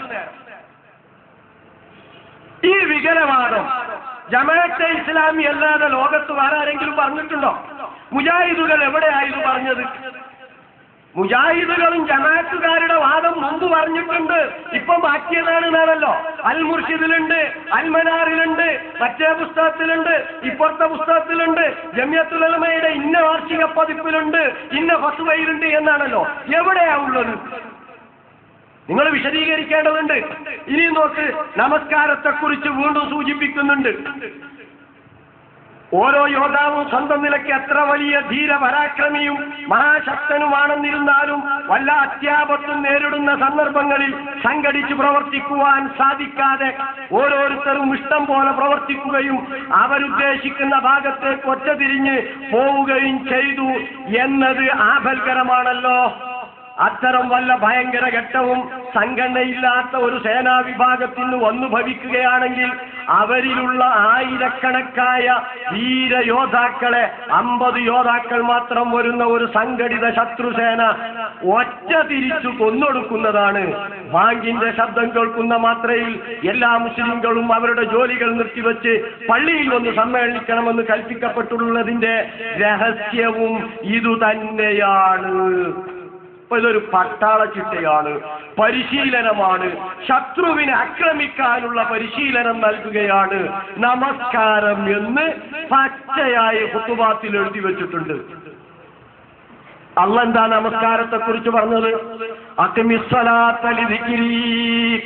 മൂസാ നബിയോടുള്ള കൽപ്പന, എന്നെ കുറിച്ചുള്ള ബോധം നിലനിർത്തുന്നതിന് വേണ്ടി നീ നമസ്കാരം ജീവിതത്തിൽ നിലനിർത്തണം. പടച്ചവനെ കുറിച്ചുള്ള സ്മരണ നിലനിർത്താൻ. നോക്ക്, സുബൈ കഴിഞ്ഞു, മണിക്കൂറുകൾ കഴിഞ്ഞപ്പോൾ അല്ലാഹു അക്ബർ, അള്ളാഹുവിന്റെ അടിമയാണ് ഞാൻ, ആ അള്ളാഹുവിന്റെ കൽപ്പനക്ക് വിധേയമായി ജീവിക്കണം, അവന് തൃപ്തിയില്ലാത്തത് ജീവിതത്തിൽ ചെയ്തുകൂടാ ഒരു മേഖലയിലും. ഈ ബോധം ളുഹർ, അസർ അങ്ങനെ ആവർത്തിച്ചുണ്ടാക്കുന്നു. കിടന്നുറങ്ങി വീണ്ടും സുബൈ, അള്ളാഹുവിനെ കുറിച്ച് ബോധമുണ്ടാക്കാൻ. ഇവരോ പട്ടാളച്ചിട്ട, ശത്രുവിനെ ആക്രമിക്കാനുള്ള പരിശീലനം. ജമാഅത്തുകാര ചിന്തിക്കണം, എവിടെയാണ് ഇസ്ലാമിൽ ഈ രീതിയിൽ ഒരു നമസ്കാരം പഠിപ്പിച്ചത്? നിങ്ങൾ പറഞ്ഞതുപോലെ ഇന്ന സ്വലാത്ത തൻഹാ അനിൽ ഫഹ്ശായി വൽ മുൻകർ വലദിക്റുല്ലാഹി അക്ബർ. നമസ്കാരത്തെ കുറിച്ച് പറഞ്ഞപ്പോൾ സൂറത്ത് അങ്കബൂത്തിൽ അല്ലാഹു പറഞ്ഞു, നമസ്കാരം അത് ചെയ്യുന്ന വ്യക്തിയെ തിന്മകളിൽ നിന്ന്, നീച പ്രവർത്തനങ്ങളിൽ നിന്ന് തടുത്തു നിർത്തണം. ഇന്ന സ്വലാത്ത തൻഹാ അനിൽ ഫഹ്ശായി വൽ മുൻകർ. നമസ്കരിക്കുന്നവന്റെ ജീവിതത്തിൽ വെറുക്കപ്പെട്ട കാര്യങ്ങൾ പാടില്ല, നീച പ്രവർത്തനങ്ങൾ പാടില്ല. വിശുദ്ധ ഖുർആൻ. ജമാഅത്തുകാരൻ പറഞ്ഞ് ഭരണം പിടിച്ചെടുത്ത് ചെങ്കോൽ ഉപയോഗിച്ച് അടിച്ചു നന്നാക്കണം മനുഷ്യരെ. ഭരണം കിട്ടിയാലേ ഇവരൊക്കെ നന്നാവുള്ളൂ. അല്ലാഹു പറഞ്ഞു, ഭരണമല്ല പ്രശ്നം, ഭരണമാറ്റമല്ല പ്രശ്നം, മനം മാറ്റമാണ് പ്രശ്നം. മനം മാറ്റമാണ് പ്രശ്നം. കൽബിലാണ് തസ്കിയത്ത് വരേണ്ടത്. ആ കൽബ് നന്നായി തീർന്നാൽ മനുഷ്യൻ നന്നാവും. അതിന് അവനെ തിന്മയിൽ നിന്ന്, ഫഹ്ശായിൽ നിന്ന് അകറ്റി നിർത്താൻ നമസ്കാരം. പ്രവാചകൻ ഉപമിച്ചു, നിങ്ങൾ നിങ്ങളുടെ വീടിന്റെ മുന്നിലുള്ള അരുവിയിൽ നിന്ന് 5 നേരം കുളിക്കുന്നു ഒരു ദിവസം, നിങ്ങളുടെ ശരീരത്തിൽ മാലിന്യം ഉണ്ടാകുമോ? ഉണ്ടാവുകയില്ല. എങ്കിൽ പ്രവാചകൻ പഠിപ്പിക്കുന്നു, ഇതുപോലെയാണ് 5 നേരം നമസ്കരിക്കുന്നവന്റെ അവസ്ഥ. അവന്റെ ജീവിതത്തിൽ പോരായ്മകൾ ഉണ്ടാവാൻ പാടില്ല. നോക്കൂ നിങ്ങൾ, ഖുർആൻ നമസ്കാരത്തെ പരിചയപ്പെടുത്തിയിട്ടുള്ളത് ഇങ്ങനെയാണ്. ഈ നമസ്കാരം നിങ്ങൾ നിലനിർത്തണം. അതിന്റെ സമയങ്ങളിൽ നിലനിർത്തേണ്ടതുണ്ട്. അപ്പൊ നമസ്കാരത്തെയും വികലമായി ചിത്രീകരിച്ചു ജമാഅത്തെ ഇസ്ലാമി. എവിടെയാണ് ജമാഅത്തെ ഇസ്ലാമി നമസ്കാരത്തെ വികലമായി ചിത്രീകരിച്ചതുപോലെ മുജാഹിദ് പ്രസ്ഥാനം ചിത്രീകരിച്ചിട്ടുള്ളത്? നിങ്ങൾ വിശദീകരിക്കേണ്ടതുണ്ട്. ഇനി നോക്ക്, ഹജ്ജിന്റെ കാര്യം എടുത്തു നോക്ക്. ഹജ്ജിന്റെ കാര്യം, ഹജ്ജിനെ കുറിച്ച് ജമാഅത്തെ ഇസ്ലാമിയുടെ കാഴ്ചപ്പാടെന്താ അറിയാം നിങ്ങൾ? അതും വല്ലാത്തൊരു സൈനിക കൂട്ടായ്മയാണ്. മാത്രവുമല്ല, ജംറകളിലുള്ള ഏറുകളൊക്കെ വെടിയുണ്ടകളാണ്. ശത്രുവിനെ നാളെ പരാജയപ്പെടുത്തണം എന്ന ചിന്തയോടുകൂടിയുള്ള നീക്കമാണ്. IPH പ്രസിദ്ധീകരിച്ച ഹജ്ജ് അലി ശരീഅത്തിയുടെ പുസ്തകം പേജ് 53 മുതൽ അങ്ങോട്ട് വായിച്ചു നോക്കിക്കോ. കുറച്ചു ഭാഗങ്ങൾ ഞാൻ വായിച്ചു തരാം. പേജ് 53 മുതൽ ഹജ്ജിന്റെ ലക്ഷ്യങ്ങളെ, ഹജ്ജിന്റെ ആ ആത്മാവിനെ വളരെ വികലമായി ചിത്രീകരിക്കുന്നു. കേട്ടോ, മഷ്അറിലെ ഇരുളിൽ ഓരോരുത്തരും ശ്രദ്ധാപൂർവം കല്ലുകൾ ജംറ പൊറുക്കുകയാണ്. പിറ്റേന്ന് ഉപയോഗിക്കേണ്ട കല്ലുകൾ ഒരു പ്രത്യേക ഇനം ചരൽ കല്ലാണ് ജംറ. അവ കണ്ടുപിടിക്കുന്നതിന് ബുദ്ധിമുട്ടുണ്ട്. അതിനാൽ ശ്രദ്ധാലുക്കളാകൂ. കൈകൊണ്ട് തൊട്ടുനോക്കി പാകത്തിലുള്ള കല്ലെടുക്കൂ. കല്ലുകൾ തരയുമ്പോൾ നിങ്ങൾ ചില നിബന്ധനകൾ പാലിക്കണം. അച്ചടക്കത്തോടെ, ഐക്യത്തോടെ, ഒന്നിച്ചു നിന്നുകൊണ്ട് പെറുക്കൂ. ഇതൊരു ഗൗരവമുള്ള കാര്യമാണ്. നാളെ ശത്രുവിനെ കൊല്ലാൻ ഉപയോഗിക്കുന്ന ആയുധങ്ങളാണിവ. ജംറയിൽ എറിയുന്ന കല്ല് നാളെ ശത്രുവിനെ കൊല്ലാൻ ഉപയോഗിക്കുന്ന ആയുധങ്ങളാണിവ. മിനുസമുള്ള ചെറിയ ഉരുണ്ട കല്ലുകൾ, ഒരു അണ്ടിയേക്കാൾ ചെറുത്, പിസ്തയേക്കാൾ വലുത്. ഈ ചരൽക്കല്ല് എന്തിന്റെ പ്രതീകമാണ്? വെടിയുണ്ടയുടെ. ഓരോ യോദ്ധാവും 70 വെടിയുണ്ടകൾ ശത്രുവിന്റെ നേരെ ഉതിർക്കേണ്ടതുണ്ട്. ശത്രുവിന്റെ തലക്കും ഹൃദയത്തിനും ദേഹത്തിനും നേരെ അവ ഉതിർക്കണം. ശത്രുവിനേറ്റ ഉണ്ടയെ പരിഗണിക്കപ്പെടൂ. അതിനാൽ കൂടുതൽ കല്ലുകൾ ശേഖരിച്ചോളൂ. ഒരെണ്ണം കുറഞ്ഞാൽ നിങ്ങൾ യോദ്ധാവല്ലാതാകും. നിങ്ങളുടെ ഹജ്ജ് അസ്വീകാര്യമാവും. സുബ്ഹാനല്ലാഹ്. എന്താ കൂട്ടരെ ഹജ്ജിനെ കുറിച്ച് നിങ്ങൾ പറഞ്ഞത്? ശത്രുവിനെ കൊല്ലാനുള്ള പരിശീലനമാണ് ഹജ്ജ്. ജംറയിൽ എറിയുന്ന മിനുസമുള്ള കല്ല്, നിങ്ങളുടെ ഭാഷയിൽ പറഞ്ഞാൽ അണ്ടിയേക്കാൾ വലുപ്പമില്ലാത്തത്, പിസ്തയേക്കാൾ വലുത്, അല്ലെ? മിനുസമുള്ള കല്ല്, 70 വെടിയുണ്ടകൾ. എവിടുന്നാ കിട്ടിയത്? ജമാഅത്തുകാരായത്. പ്രവാചകൻ പഠിപ്പിച്ചിട്ടുണ്ടോ? മക്കം ഫത്ത് ചെറിയൊരു പോരാട്ടം നടന്നിട്ടുണ്ട്. പിന്നീടുള്ള ഹജ്ജ് പ്രവാചകൻ ഹജ്ജത്തുൽ വദാഇൽ പല കാര്യങ്ങളും പ്രസംഗിച്ചെടുത്ത് എവിടെയെങ്കിലും 23 വർഷത്തെ പ്രവാചകന്റെ ജീവിതത്തിൽ ഇത്തരത്തിൽ ഹജ്ജ് ഒരു സൈനിക കൂട്ടായ്മയാണ്, ശത്രുവിനെ തച്ചുടക്കാൻ, നശിപ്പിക്കാനുള്ള പരിശീലനമാണ് പറഞ്ഞിട്ടുണ്ടോ ജമാഅത്തുകാരാ? നീ ചോദിക്കട്ടെ, മുജാഹിദുകൾ എവിടെയാ ജംറയെ ഈ രീതിയിൽ വർണ്ണിച്ചത്? പറയണത് ജമാഅത്തുകാരുടെ അതേ വാദം മുജാഹിദുകൾക്കുണ്ടായിരുന്നു, അവരിപ്പോ പിന്മാറിയതാണെന്നല്ലേ? ഇനി കേട്ടോ, നിർത്തിയിട്ടുണ്ടോ? ഇവർ ഏത് ലോകത്താ? ഈ സൈന്യത്തിലായിരിക്കുമ്പോൾ നിയമങ്ങൾ അനുസരിക്കൂ. 3 ദിവസം 10, 11, 12 നിങ്ങൾ മിനായിൽ വസിക്കേണ്ടതുണ്ട്. ശത്രുവിന്റെ മേൽ പതിക്കുന്ന ഉണ്ടകളെ പരിഗണിക്കപ്പെടുകയുള്ളൂ. 1, ശത്രുവിന്റെ മേൽ പതിക്കുന്ന ഉണ്ടകളെ പരിഗണിക്കപ്പെടുകയുള്ളൂ എന്ന് നിങ്ങൾക്കറിയാമല്ലോ. ഇത് യുദ്ധമാണ്. ഇവിടെ വസ്തുതകളും കർമ്മങ്ങളും അയവുണ്ടാക്കുന്ന ഫലങ്ങൾ പോലെ പ്രധാനമാണ്. അവയുണ്ടാക്കുന്ന ഫലങ്ങൾ പോലെ പ്രധാനമാണ്. ഇത് സന്യാസി മഠമല്ല, അടർക്കളമാണ്. ഇവിടെ കൽപ്പനകൾ ലളിതവും കൃത്യവും സുനിർണിതവും ഒഴിവാക്കാൻ പറ്റാത്തതുമാണ്. തോന്നുന്നത് അവിടെ കൈ തിരക്കുണ്ടാക്കുന്നത് ഇതൊക്കെ വായിച്ചു പോയ ഏതെങ്കിലും ടീമായിരിക്കും, ജമാഅത്താരായിരിക്കും അല്ലെ? ഇത് അടർക്കളമാണ്, പോർക്കളമാണ്, സന്യാസി മഠമല്ല എന്നൊക്കെ കേൾക്കുമ്പോ ഇത് വായിച്ചു പോയിട്ടുണ്ടാവും. ആരെങ്കിലൊക്കെ ഒന്ന് പണി ചെയ്യട്ടെ എന്നുള്ള ഇന്ത്യയായിരിക്കും. കൂട്ടരെ, ജമാഅത്തുകാരാ, നിങ്ങൾ ഹജ്ജിനെ സമൂഹത്തിന് പരിചയപ്പെടുത്തി കൊടുത്തതാ നിങ്ങളുടെ പുസ്തകത്തിലൂടെ. കേട്ടോ, ഇത്രയൊന്നുമല്ല. പ്രാർത്ഥനയും വിലാപവും കെഞ്ചലുമായി ഇവർക്ക് ബന്ധമില്ല. ഹജ്ജിന്റെ സമയത്ത് അവർക്ക് ദൈവശാസ്ത്രപരമോ ദാർശനികമോ ആയ വ്യാഖ്യാനങ്ങൾ വേണ്ടതില്ല. പ്രാർത്ഥനയും വിലാപവും കെഞ്ചലുമായി ഇവർക്ക് ബന്ധമില്ല. പ്രത്യാഘാതങ്ങൾ ഉളവാക്കുന്ന ഒരു കർമ്മമാണ് നടക്കുന്നത്. ഹജ്ജിന് ജംറകളിലുള്ള ഏറ്, ആ മിനായിലുള്ള താമസം, ആ ദിവസങ്ങളിൽ അവിടെ പ്രാർത്ഥനയ്ക്ക് പ്രസക്തിയില്ല, കെഞ്ചലിനു പ്രസക്തിയില്ല, പടച്ചവനോട് ഉള്ളു തുറക്കുന്നതിൽ പ്രസക്തിയില്ല. പിന്നെന്താ? പ്രത്യാഘാതമുള്ള ഒരു കർമ്മമാണ് നടക്കുന്നത്. എന്തു പ്രത്യാഘാതം?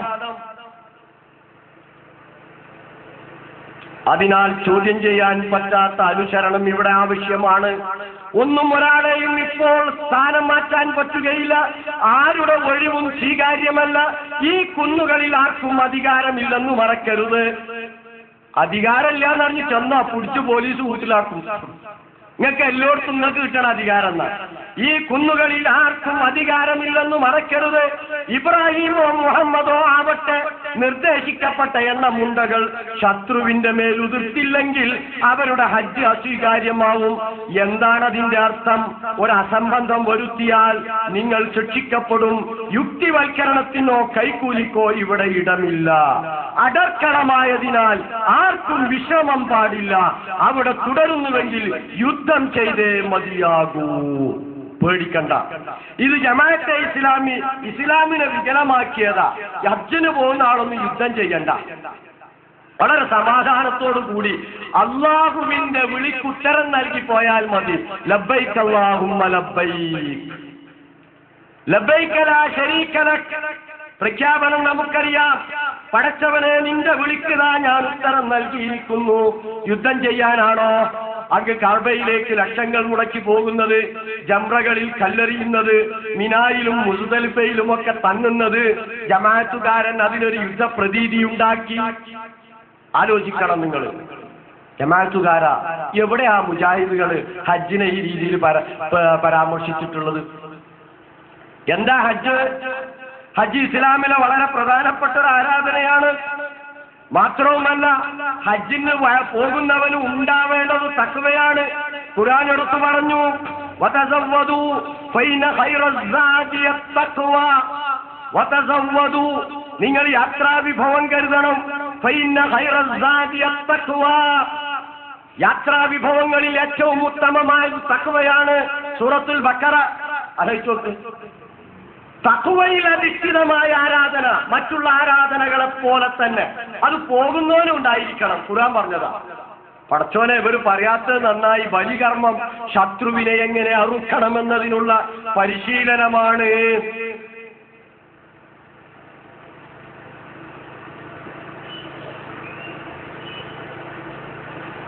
ശത്രുവിനെ എങ്ങനെ അറുക്കണമെന്നതിനുള്ള പരിശീലനമാണ് എന്ന് പറയാത്തത് നന്നായി.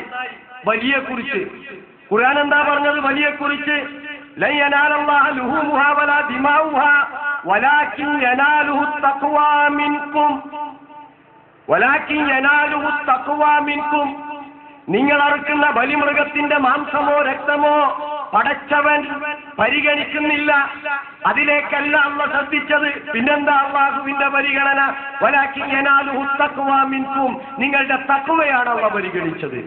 തഖ്വയിൽ അധിഷ്ഠിതമായ ഈ ആരാധനയെ ശത്രുവിനെ ആക്രമിക്കാനുള്ള പരിശീലനമായി തരം താഴ്ത്തിയ ജമാഅത്തുകാരാ മറുപടി പറയണം. എവിടുന്നാണ്? ഇസ്ലാമിന്റെ ഏത് പ്രമാണത്തിന്റെ അടിസ്ഥാനത്തിലാണ് നിങ്ങൾ ഇങ്ങനെ പരിചയപ്പെടുത്തിയത് ഹജ്ജിനെ? ചോദിക്കട്ടെ, അടുത്ത നിങ്ങളുടെ വാദം എന്താ? മുജാഹിദുകൾക്ക് ഈ വാദം ഉണ്ടായിരുന്നല്ലേ? മുജാഹിദുകൾ എവിടെയായി വാദം ഉന്നയിച്ചിട്ടുള്ളത്? മുജാഹിദുകൾ എവിടെയായി വാദം ഉന്നയിച്ചിട്ടുള്ളത്? നിങ്ങൾ വിശദീകരിക്കണം. ഇങ്ങനെയാണ് നിങ്ങളുടെ അവസ്ഥ. അപ്പൊ ഇത്തരത്തിൽ ഇസ്ലാമിനെ വികലമായി സമൂഹത്തിന്റെ മുമ്പിൽ അവതരിപ്പിച്ചതുകൊണ്ടാണ് മുജാഹിദ് പ്രസ്ഥാനത്തിന് എന്ത് ചെയ്യേണ്ടി വന്നത്? ജമാഅത്തെ ഇസ്ലാമിയെ വിമർശിക്കേണ്ടി വന്നത്. അല്ലാതെ ലീഗിനെ ഞങ്ങൾ എതിർക്കുന്നു, അതുകൊണ്ടാണ് മുജാഹിദ് പ്രസ്ഥാനത്തെ ഞങ്ങൾ ലീഗിനെ ഞങ്ങൾ എതിർക്കുന്നത് കൊണ്ടാണ് ജമാഅത്തെ ഇസ്ലാമിയെ മുജാഹിദുകൾ വിമർശിക്കുന്നത് എന്ന ഇവരുടെ വാദം. എന്താ കൂട്ടണം? എന്നിട്ടോ വെല്ലുവിളിയാണ്, വാദപ്രതിവാദത്തിനുള്ള വെല്ലുവിളി. പണ്ട് അവിടെ കരാറുണ്ടാക്കിയില്ലേ, ഇവിടെ കരാറുണ്ടാക്കിയില്ലേ? ആ കരാറൊക്കെ എവിടെ പോയി എന്നാ സുഹൃത്ത് ചോദിക്കുന്നത്. വളരെ കൃത്യമാണ്. എല്ലാ കരാറുകളും വളരെ കൃത്യമാണ്. എന്നിട്ടോ വാദപ്രതിവാദത്തിനുള്ള വെല്ലുവിളി. ജമാഅത്തെ ഇസ്ലാമിയുമായി ആശയ സംവാദത്തിന് പലതവണ വെല്ലുവിളിക്കുകയും ചില സന്ദർഭങ്ങളിൽ ജമാഅത്തെ ഇസ്ലാമി പ്രവർത്തകർ സന്നദ്ധരാവുകയും എന്നിട്ട് കരാറുകൾ ഉണ്ടാക്കുകയും ചെയ്തു. ആ കരാറുകൾ ലംഘിച്ചതിന്റെ ഒരുപാട് ചരിത്രം നമുക്ക് കാണാൻ കഴിയും. മഹാനായ പണ്ഡിതൻ അബ്ദുല്ലാഹിബ്നു ബാസിന്റെ മുമ്പിൽ മുജാഹിദും ജമാഅത്തെ ഇസ്ലാമിയും തമ്മിൽ തർക്കമുള്ള ചില വിഷയങ്ങളെ കുറിച്ച് ചർച്ച ചെയ്യാം എന്ന് പറഞ്ഞുകൊണ്ട് പുളിക്കൽ വെച്ചിട്ട് മുജാഹിദ് പണ്ഡിതന്മാരും ജമാഅത്ത് പണ്ഡിതന്മാരും തമ്മിൽ ഒരു കരാറുണ്ടാക്കി. എന്നിട്ട് ആ കരാറിന്റെ കോപ്പി അന്നത്തെ മുജാഹിദിന്റെ ഒരു പ്രമുഖ നേതാവിന്റെ കയ്യിൽ ഏൽപ്പിച്ചു. ആ നേതാവ് നടത്തിയ പത്രത്തിന്റെ പേര് ഞാൻ പറയാം, സൽസബീൽ. പിന്നെ ആ കരാറ് പത്രം കണ്ടിട്ടില്ല. കൊടിയത്തൂരിനടുത്ത് കക്കാട് പ്രദേശത്ത് ജമാഅത്തെ ഇസ്ലാമിയുടെ പ്രവർത്തകരുമായിട്ട് വാദപ്രതിവാദത്തിന് അല്ലെങ്കിൽ സംവാദത്തിന് ഒരുപാട് തവണ മുജാഹിദ് സുഹൃത്തുക്കൾ വെല്ലുവിളിക്കുകയും ജമാഅത്തെ ഇസ്ലാമിയുടെ അവിടുത്തെ പ്രവർത്തകർ അതിന് സന്നദ്ധരായി. എന്നിട്ട് അതിന്റെ വിശദാംശങ്ങളൊക്കെ എഴുതി തയ്യാറാക്കുകയും ചെയ്തു. എന്നിട്ട് ആ കരാറിൽ കാണിച്ച കൃത്രിമവും അതിൽ നിന്നുള്ള പിൻവാങ്ങലുമൊക്കെ ചരിത്രത്തിന്റെ ഭാഗമാണ്. അങ്ങനെ ഒരുപാട് സംഭവങ്ങൾ ശ്രദ്ധിച്ചല്ലോ. അങ്ങനെ ഒരുപാട് സംഭവങ്ങൾ ജമാഅത്തെ ഇസ്ലാമിയുമായി വാദപ്രതിവാദത്തിന് കരാറുണ്ടാക്കിയിട്ട് എന്ത് ചെയ്തു എന്നാ പറഞ്ഞത്? പിൻവാങ്ങിപ്പോയ ഒരുപാട് സംഭവങ്ങളുണ്ട്. വേണ്ട, നമുക്ക് പുതിയൊരു കരാറുണ്ടാക്കാം. പിൻവാങ്ങി എന്നാണല്ലോ പറഞ്ഞത്. ശരി, ഇപ്പൊ കുറച്ചും കൂടിയൊക്കെ നിങ്ങൾ ഉഷാറായല്ലോ. ഖണ്ഡന മണ്ഡനങ്ങളൊക്കെ നിങ്ങൾ തുടങ്ങിയിട്ടുണ്ട്. നിങ്ങൾ വാദപ്രതിവാദത്തിന് തയ്യാറാണെങ്കിൽ സംഘാടകരുമായി ബന്ധപ്പെടും. എന്നിട്ട് നമുക്ക് വ്യവസ്ഥ എഴുതിയിട്ട് ഈ നാട്ടിൽ വെച്ച് തന്നെ ജമാഅത്തെ ഇസ്ലാമിയുമായിട്ടൊരു വാദപ്രതിവാദം നടത്താം. തീർന്നല്ലോ. കരാർ എഴുതി ഒഴിവായോ എന്ന് പഴയത് പറയേണ്ടതില്ല. നമുക്കൊന്ന് വാദപ്രതിവാദം നടത്തി നോക്കാം. ജമാഅത്തെ ഇസ്ലാമിയുടെ ചരിത്രത്തിലുണ്ട് അങ്ങനെ ഒരു വാദപ്രതിവാദത്തിന് തയ്യാറായത്. വെറുതെ എന്തെങ്കിലും വിളിച്ചു പറയുക എന്നല്ലാതെ. ഇപ്പൊ വസ്തുത ജമാഅത്തെ ഇസ്ലാമി തരത്തിലുള്ള വാദപ്രതിവാദങ്ങൾക്കൊന്നും തയ്യാറാവാറില്ല. അതൊന്നും നമ്മളുടെ പണിയല്ല എന്ന രീതിയിലാണ്. ഇനി ഞാൻ പറയട്ടെ, നിങ്ങൾ വാദപ്രതിവാദം നടത്തുകയാണെങ്കിൽ ഇനി ആരോടാണ് വാദപ്രതിവാദം നടത്തേണ്ടത് അറിയാം? നിങ്ങൾ നിങ്ങളുടെ പ്രസിദ്ധീകരണങ്ങളിൽ പലതും എഴുതി വിട്ടിട്ടുള്ള ആളുകളുണ്ട്. ഒക്കെ നിങ്ങൾ പിന്തുണ ദൈവിക ഭരണത്തിന് മാത്രം. കേട്ടോ, നിങ്ങൾ സാക്ഷാൽ ഭരണാധികാരിയും നിയമനിർമ്മാതാവും അല്ലാഹുവാണെന്ന് സമ്മതിച്ചുകൊണ്ട് ഖുർആനിനും ഹദീസിനും വിധേയമായി ഭരിക്കുമെന്ന പ്രഖ്യാപനത്തെ മാത്രമേ ശരിയായ പ്രഖ്യാപനമെന്ന് നാം വിശ്വസിക്കുന്നുള്ളൂ. ദൈവാധിപത്യത്തിൽ വിശ്വസിക്കുന്നവർക്ക് മനുഷ്യാധിപത്യത്തെ ന്യായീകരിക്കാൻ തരമില്ല. പ്രബോധനം 1952 ജനുവരി 1 എഴുതിയതാണ്. അപ്പൊ നിങ്ങൾ ഈ വാദം എഴുതിയ ഇത് പ്രഖ്യാപിച്ച ആളുകളുമായിട്ട്, കാരണം ജമാഅത്തെ ഇസ്ലാമി വാദപ്രതിവാദത്തിന് തയ്യാറാവണം. എന്താ കാരണം? ഭരണാധികാരിയും നിയമനിർമ്മാതാവും അല്ലാഹു ആണെന്ന് സമ്മതിച്ചുകൊണ്ട് ഖുർആനിനും ഹദീസിനും വിധേയമായി ഭരിക്കുമെന്ന പ്രഖ്യാപനത്തെ മാത്രമേ ജമാഅത്തെ ഇസ്ലാമി അംഗീകരിക്കുള്ളൂ. ഇപ്പൊ നിങ്ങൾ ഇടതുപക്ഷത്തിന് വോട്ട് ചെയ്തു, ഇടതുപക്ഷത്തിന്റെ കൂടെ നിന്നു, നിങ്ങൾ മാറ്റത്തിന്റെ ഒരു വോട്ട് എന്നൊക്കെ ചോദിച്ചു, ഒരു വോട്ടൊക്കെ കിട്ടിപ്പോയോലുണ്ട്, പോട്ടെ. ശരി, ഇതൊക്കെ നിങ്ങൾ ചെയ്തത് സ്വാഭാവികമായിട്ടും നിങ്ങൾ ഈ പറഞ്ഞ കാര്യം നിങ്ങൾക്ക് കിട്ടിയിട്ടുണ്ടാവുമല്ലോ. നിയമനിർമ്മാതാവും ഭരണാധികാരിയും നിയമനിർമ്മാതാവും അല്ലാഹു ആണെന്ന് സമ്മതിച്ചിട്ടുണ്ടാവും. അതുപോലെ തന്നെ ഖുർആനിനും ഹദീസിനും വിധേയമായി ഭരിക്കുമെന്ന പ്രഖ്യാപനം നിങ്ങൾക്ക് കിട്ടിയിട്ടുണ്ട്. അതിന്റെ അടിസ്ഥാനത്തിലായിരിക്കും നിങ്ങൾ ഇതൊക്കെ ചെയ്തത് എങ്കിൽ ഈ വാദം എഴുതി പ്രചരിപ്പിച്ച പ്രബോധനത്തിന്റെ ഇന്നും ജീവിച്ചിരിക്കുന്ന ആളുകളുണ്ട്.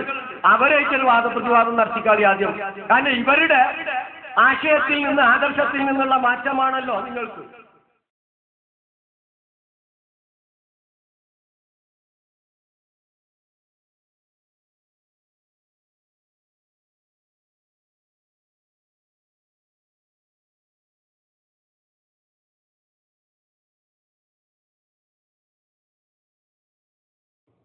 വായനയുടെ ഇസ്ലാമിക മാനം. ശബാബ് വാരിക, പുടവ കുടുംബമാസിക. ഇസ്ലാമിക വിഷയങ്ങളിൽ പ്രമാണബദ്ധമായ ലേഖനങ്ങൾ, കാലിക പ്രശ്നങ്ങളിൽ ശക്തമായ ഇടപെടലുകൾ, ചോദ്യോത്തര പംക്തികൾ, തീവ്രവാദത്തിനും യാഥാസ്ഥികതയ്ക്കും നവയാഥാസ്ഥികതയ്ക്കുമെതിരെയുള്ള ശക്തമായ ചെറുത്തുനിൽപ്പ്. ശബാബ് വാരിക, പുടവ കുടുംബമാസിക. മർക്കസുദ് അവ, ആറം റോഡ്, കോഴിക്കോട്. അത്തൗഹീദ് ദ്വൈമാസിക. ഇസ്ലാമിക വിഷയങ്ങളിൽ പണ്ഡിതോചിതമായ രചനകൾ. പഠന ഗവേഷണ രംഗങ്ങളിൽ ഇസ്ലാമിനെ പരിചയപ്പെടുത്തുന്ന പ്രൗഢമായ പ്രതിപാദനങ്ങൾ. ആധുനിക വിഷയങ്ങളിൽ ലോക മുസ്ലിം പണ്ഡിതന്മാരുടെ അഭിപ്രായങ്ങളും മതവിധികളും. അത്തൗഹീദ് ദ്വൈമാസിക. മലയാളത്തിലെ വേറിട്ട ഇസ്ലാമിക പ്രസിദ്ധീകരണം. അത്തൗഹീദ് ദ്വൈമാസിക. KNM office, Markazudawa, Aram road, Kozhikode. Almanar Hajj cell. പ്രമാണബദ്ധമായ രീതിയിൽ സ്വീകാര്യമായ ഹജ്ജും ഉംറയും നിർവഹിക്കാനൊരു അവസരം. അൽമനാർ ഹജ്ജ് സെൽ, കോഴിക്കോട്. പ്രമുഖ പണ്ഡിതന്മാരുടെ നേതൃത്വം, പരിചയസമ്പന്നരായ വളണ്ടിയർമാരുടെ സേവനം, ഹറമിനടുത്ത് താമസം, മക്കയിലും മദീനയിലും ചരിത്ര പ്രസിദ്ധമായ സ്ഥലങ്ങളിൽ സന്ദർശനം, മലയാളികൾക്കിണങ്ങിയ ഭക്ഷണ താമസ സൗകര്യം, ചികിത്സാ സൗകര്യം, പഠന ക്ലാസുകൾ. Al Manar Hajj cell, Markazuddawa, Aram road, Kozhikode. Phone 0495402037 1.